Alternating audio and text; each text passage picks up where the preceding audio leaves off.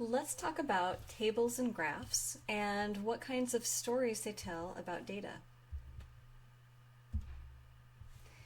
In this first slide, there are several different examples of graphs in the media, and you can see that they come in all different shapes and sizes. Some are ones that you'll find in textbooks, but most of them are ones that you won't find in a textbook. In this slide, we've got two different bar graphs.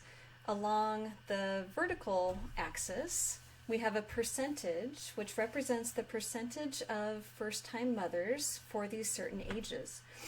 These bar graphs are really telling because you can see how incredibly this data has changed over the last 36 years. So in 1980, the highest frequency, which would also be our mode for the average age of a first-time mother, looks like it's that bar at 19, but fast forward to 2016, and there are two modes for this data, more or less.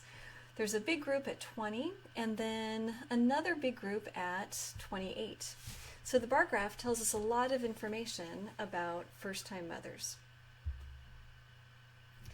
This graph is much more interesting when you look at it in action. So this actually has an animation to it. I don't have the animation here in the slide, but this particular graph tells us the first leaf appearance. So that would be a sign of when spring starts at different parts across the nation. So this particular graph gives us a lot of information. Gives us information about geographical location, and it also gives us information about time. This is a pretty traditional pie chart. In the middle of the pie chart, it looks really traditional. It's broken up users by the type of web browser that they choose to use. That is interesting because it breaks it down by the version of that web browser that you're using. The important part about a pie chart, all pie charts represent pieces of the whole. So if you were to go around and add up all those percentages, 5%, 20%, 10%, you would come up with 100%. Box plots are pretty traditional statistical graphs. So in this one, we have these box plots. The middle line of these box plots right here, so if you see the box and the line in the middle, that represents the median.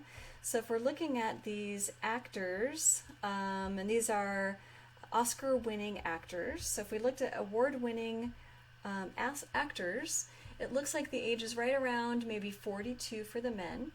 And for the women, it's much younger. It looks like maybe it's around 35. This is a box plot, so it does represent groups of 25% of the data. So if we go back to the men, 25% of the men are aged 40, what would that be, 42 to about 50. Another 25% are aged from about 37 to about 42. The stars that you see here are outliers. So these don't fit in with a pack of data, but we do have some outliers here in the 70s, and for the women, the outliers start at around age 60. How do you construct a box plot? Well, we use our quartiles. So our quartiles divide the data up into 25% groups. We draw this starting with a minimum. Some start with a minimum, some put an outlier as a minimum instead on the outside. There's a little bit of variability with how these box plots are constructed. But all of them have the box in the middle, which represents the middle 50%. So this is what I consider sort of the pack of data. Between quartile 1 and the median, notice both of those have a vertical bar. And then again from the median to quartile 3 includes the box. We've got 25%, let me put that up here, 25% of the data is represented by each of these pieces. First group, minimum to quartile 1, is 25% of the data. Second group, quartile 1 to median, another 25% of the data, and so on. So if we go back to our Oscar winners, we can go ahead and look at these a little more clearly in terms of quartiles and box plots. These are oriented vertically, so we do have the outliers up on top. They've represented those with stars, and then our quartiles start at the bottom. So the bottom 25% of the data goes from the whisker up to the line where quartile 1 is. The median is always the line in the middle, And quartile 3, which begins the upper 25%, is at the top edge of that box. Scatter plots are really, really traditional statistical plots, and they tell us a lot of information about sets of data. So in this particular graph that I got off the internet, we are comparing blood pressure with weight and gender. So in this one, the males are represented by the by the red plus signs, and the females are represented by the blue circles. So you can, hone in on either one that you want, but you can see that both of these have an increase in weight that correlates with an increase in blood pressure. Not perfectly, but there's a general trend here.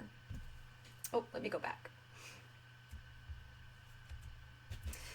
So as we're looking at this, we can say that both of these are positively correlated. If we were to draw a line through the data, that line would go up. Both variables increase together. As weight increases, we expect, not perfectly, but we expect blood pressure to increase. Let's go to that next slide. This one represents a negative correlation. So in this study, they were comparing the number of logins to a particular website compared with the temperature outside. This is in degrees Celsius, but you can see that as the temperature, as the temperature increased, there were fewer logins. But when the temperature was much lower, we had a lot more logins. That makes sense, right? If the weather's not great, people are going to stay inside and maybe be on their computers or phones a little bit more. And if the weather is really nice, we would expect fewer logins. So with a negatively correlated set of data, we're looking for those variables to change in opposite directions. As temperature increases, login decreases. Here's just a really nice overview of these correlations. So you can go through all the way from this perfect positive correlation. We didn't see any of the perfect correlations, but we did see some strong and weak correlations. And you'll notice that the positive ones go up, they increase together, and the negative ones go down. As one increases, the other one decreases. You can see more examples of working with data and graphs in my skill building videos.